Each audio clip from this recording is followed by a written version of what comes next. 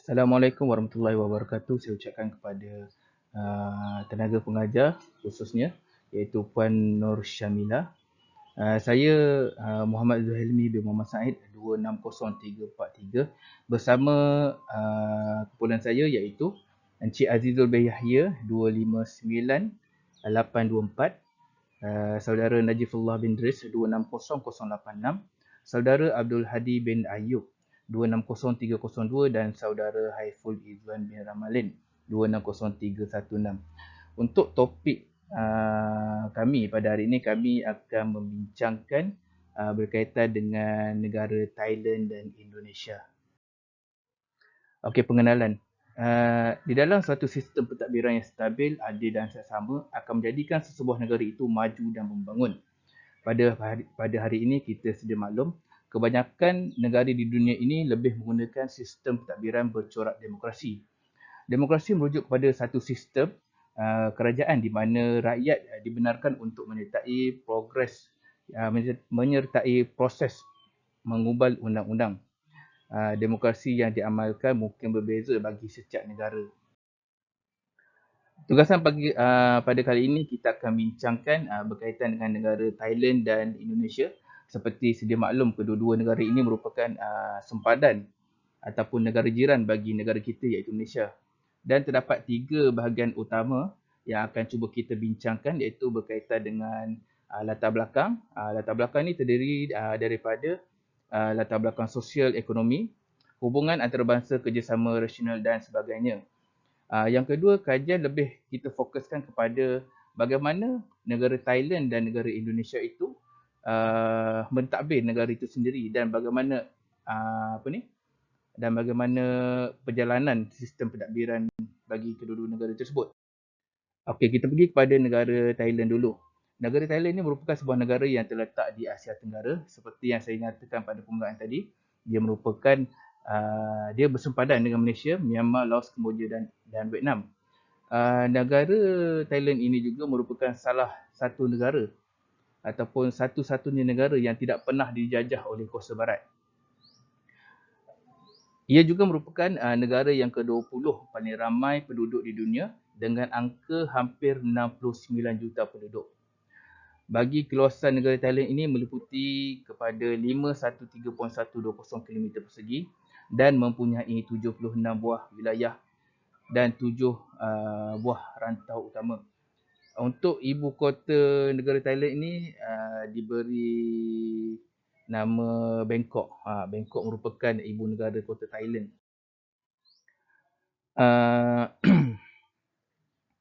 Okey, terdapat 76 wilayah dan 5 buah rantau utama.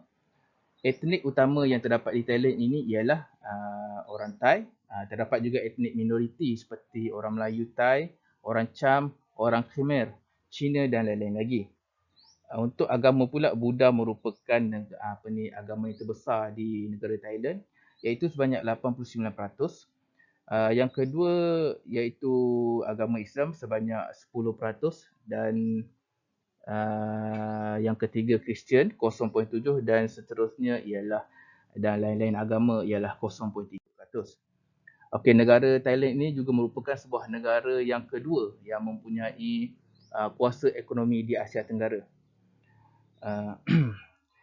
Untuk industri utama bagi negara Thailand adalah industri pertanian, kereta dan barang ganti kereta, perkhidmatan kewangan, elektrik, elektronik, pelancongan, simen dan lain-lain lagi. Thailand juga merupakan sebuah negara yang aktif di mana beliau sering terlibat dengan pertubuhan luar negara, terutamanya pertubuhan negara serantau. Antaranya ialah pertubuhan negara-negara Asia Tenggara atau dikenali dengan ASEAN. Antara pertubuhan luar yang sering negara Thailand ni join sekali adalah pertubuhan bangsa-bangsa bersatu ataupun dikenali sebagai United Nation, Southeast Asia Treaty Organization atau SEATO, Asia Pacific Economic Cooperation atau APEC, Pergerakan Negara-Negara Berkecuali atau NAM dan pelbagai lagi. Okey, tadi kita telah menceritakan latar belakang berkaitan dengan negara Thailand. Kali ini kita akan pergi pula kepada latar belakang negara Indonesia. Negara Indonesia merupakan satu negara kesatuan Republik Indonesia, iaitu sebuah negara kepulauan yang terbesar di dunia dan mempunyai lebih kurang 17,000 pulau. 17,000 pulau sangat banyak untuk negara Indonesia. Pada tahun 2021, penduduk Indonesia adalah seramai 272 juta, di mana dia mempunyai kepadatan penduduk yang sangat tinggi. Keluasan Indonesia pula adalah 1.9 juta kilometer persegi dan kaya dengan pelbagai sumber asli. Majoriti penduduk Indonesia adalah beragama Islam yang membentuk 87.2%, 87.2% untuk agama Islam. Agama Kristian tempat kedua sebanyak 10%, Hindu sebanyak 1.7% dan selebihnya diikuti oleh agama-agama lain. Untuk kaum yang terbesar adalah kaum Jawa dan terdapat juga minoriti lain di Indonesia seperti Betawi, Batak, Sundar, Dayak, Madura, Banjar, Ambon dan Minang. Untuk ibu negara Indonesia adalah Jakarta dan terdapat 34 provinsi. Indonesia di bawah Presiden Jokowi adalah merupakan satu kuasa ekonomi terbesar di Asia Tenggara dan di kedudukan yang ke-14 di dunia dengan kadar keluaran dalam negara kasar berjumlah 1.027.400 bilion US dollar pada kadar pasaran dunia. Untuk sektor ekonomi utama Indonesia adalah dari industri pertanian, minyak dan gas. Indonesia juga merupakan salah satu negara yang terlibat dengan penubuhan ASEAN dan telah memberi sumbangan yang banyak kepada negara anggota. Indonesia juga terlibat aktif dalam PBB, Persatuan Negara Islam atau OIC, Asia Pacific Economic Cooperation atau APEC, Pergerakan Negara-Negara Berkecuali atau NAM dan pelbagai lagi. Okey, tadi kita telah menceritakan bagaimana latar belakang sesebuah negara itu, iaitu negara Thailand dan Indonesia. Dan kini kita pergi pula kepada bagaimana sistem pemerintahan negara-negara tersebut ditadbir. Untuk negara Thailand, Revolusi Siam 1932 yang telah menyebabkan sistem pemerintahan raja mutlak atau monarki berubah kepada sistem demokrasi raja perlembagaan. 17 kali rampasan kuasa telah dilakukan oleh tentera dan kali terakhir pada tahun 2014. Perdana Menteri Thailand iaitu Prayut Chan-o-cha, beliau telah memegang jawatan sebagai Perdana Menteri Thailand sejak 5 Ogos 2014 sehingga sekarang. Sudah hampir 8 tahun dia memerintah negara Thailand. Untuk ketua negara Thailand, negara Thailand ini diketuai oleh Raja Thailand, manakala untuk ketua kerajaan diketuai oleh Perdana Menteri. Untuk sistem pentadbiran Thailand pula terdiri daripada 3 cabang iaitu eksekutif, kehakiman dan perundangan. Cabang eksekutif adalah merupakan badan pemerintahan yang mentadbir kerajaan dan melaksanakan polisi serta dasar kerajaan. Perdana Menteri dibantu oleh Majlis Menteri yang bertanggungjawab ke atas pentadbiran hal ehwal negara serta mewujudkan dan melaksanakan sesebuah pentadbiran dalam kerajaan tersebut. Untuk kuasa legislatif dilaksanakan oleh Dewan Negara yang terdiri daripada Dewan Rakyat dan Senat. Terdapat 500 ahli Dewan Rakyat yang berkhidmat selama 4 tahun yang terlibat dalam proses penggubalan undang-undang. Cabang kuasa perundangan perlembagaan negara telah menggariskan 4 jenis mahkamah utama untuk menyelesaikan masalah serta pertikaian rakyatnya. 4 mahkamah tersebut adalah Mahkamah Perlembagaan Kerajaan Thailand, Mahkamah Keadilan, Mahkamah Pentadbiran dan Mahkamah Tentera. Selain itu terdapat juga mahkamah-mahkamah lain seperti Mahkamah Rayuan, Mahkamah Pentadbiran dan sebagainya untuk melancarkan proses-proses kehakiman di negara Thailand itu sendiri. Namun isu rampasan kuasa dan campur tangan tentera di dalam ketiga-tiga cabang kuasa utama telah menjejaskan demokrasi di Thailand. McCargo menyatakan bahawa peranan rumit badan kehakiman di Thailand di mana tentera telah bekerjasama dengan monarki untuk menggulingkan pegawai yang dipilih dan penguatkuasaan undang-undang yang mengahadkan kebebasan tersebut.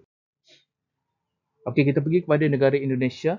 Negara Indonesia ialah Negara Kesatuan Republik Indonesia. Negara ini mencapai kemerdekaan pada 17 Ogos 1945 setelah proklamasi kemerdekaan dibuat oleh Presiden pertama Republik itu iaitu Soekarno. Presiden Joko Widodo atau panggilan singkatannya Jokowi adalah Presiden Indonesia yang ketujuh dari Parti Demokrasi Indonesia Perjuangan atau PDIP. Beliau telah memegang jawatan Presiden Indonesia dari tahun 2014 sehingga sekarang selepas memenangi pilihan raya umum Presiden pada tahun 2019. Dalam sistem pentadbiran Republik Indonesia, Presiden merupakan ketua negara. Untuk ketua kerajaan pula dipegang oleh Panglima Besar Tentera Nasional Indonesia. Pengasingan kuasa yang jelas di antara cabang kuasa eksekutif, legislatif dan judiciary dalam sistem pentadbiran Indonesia. Presiden adalah bertanggungjawab menjalankan kuasa eksekutif. Bagi cabang kuasa legislatif, badan yang bertanggungjawab adalah Majlis Pemusyawaratan Rakyat atau MPR. Anggota MPR adalah terdiri daripada ahli dewan iaitu Dewan Perwakilan Rakyat dan Dewan Perwakilan Daerah. Bagi cabang kuasa judicial adalah terletak pada tiga perlembagaan. Pada tiga lembaga utama iaitu Mahkamah Agung, Mahkamah Konstitusi dan Komisi Yudisial. Tiga lembaga ini memerlukan peranan yang sangat penting untuk menyelesaikan pertikaian dan menjalankan keadilan bagi negara Indonesia itu sendiri. Okey, kita pergi pula kepada perbandingan di antara Thailand dan Indonesia. Untuk negara Thailand diketuai oleh Raja dan Perdana Menteri sebagai ketua kerajaan. Untuk Indonesia pula diketuai oleh Presiden sebagai ketua negara, manakala ketua kerajaan dan ketua kerajaan. Perbezaan kuasa ketenteraan perbandingan ketiga adalah dari segi judiciary atau kehakiman. Yang keempat, kebebasan media oleh kerajaan. Dan yang kelima, perbandingan dari segi tahap demokrasi. Baik, selepas kita melihat kepada latar belakang negara Thailand dan Indonesia, bagaimana negara itu ditadbir, siapa pemerintahan mereka, dan kesimpulan yang dapat saya ucapkan adalah sistem pentadbiran kedua-dua negara adalah berbeza dan mempunyai kelebihan serta kekurangan tersendiri. Demokrasi sebagai asas pentadbiran negara, kestabilan politik yang dialami oleh kedua-dua buah negara dalam beberapa tahun dan kebelakangan ini telah memberikan kesan yang amat baik kepada ekonomi, pembangunan dan keamanan kedua-dua buah negara. Jadi itu saja pembentangan saya pada hari ini. Saya ucapkan ribuan terima kasih kepada Puan Nur Syamilah di atas tunjuk ajar bagi kami menjayakan pembentangan kami pada hari ini. Sekian, wabillahi taufiq wal hidayah. Wassalamualaikum warahmatullahi wabarakatuh.